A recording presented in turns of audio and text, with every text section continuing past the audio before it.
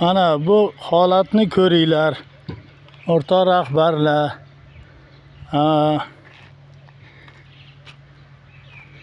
Olmossoy etagidagi joyimizni buzib, boshqa qilib, mana tashab pastga o'tib ketdi.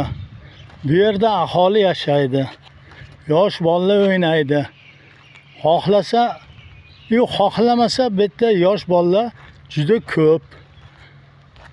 Birontasi bir tushib ketib, mana biz zavrgami, mana internetda ko'ryapsizlar bolalarning nima bo'lganini. Surxondaryoda holat juda yomon. Tushib ketib bir narsa bo'lsa, javobgarlikni kim bo'yniga oladi? Mahalladan sizlarga murojaat qilib aytamiz. Bularni hech qanaqa yo'l bilan to'ldirib tashlanib etdi. Kerak emas ekan.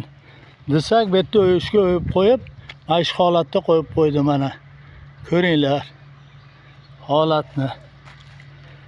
Nima qilsa bo'ladi? Mana holat.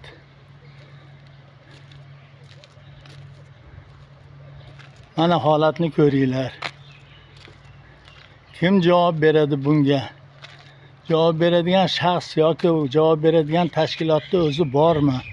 Mana shu joyda 10 majnuntol, bir 30 tup terak, yong'oq borida hammasini kestirdi. Ana devorning tagida turibdi. Ko'prigimizni buzib tashlagan. Mashina o'tadigan. O'talmasdan hozir mana shu holatda tashab ketishgan bular. Mana ko'ringlar. Mana holatni ko'ringlar. Mana kim javob beradi bu holatga? Hozir mana ko'prigimizni buzgan. Mana holatni ko'ringlar. Ko'mib tashlanglar. Yo'l chetidagi ko'lagan joyini olsak, bular ko'lashni xohlamayapti. Ko'mishni ham xohlamayapti. Mana holat. Mana holat.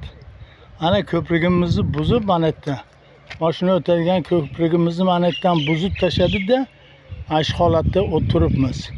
Mashinalar 500 metr, 600 metr nariga tashab kelyapmiz ko'chaga. Kim javob beradi mashinamizga bir narsa bo'lsa? Qani ayting. Nima bo'ladi?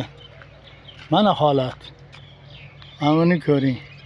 Yo'limizni mana shu holatga tushirib qo'ygan mana.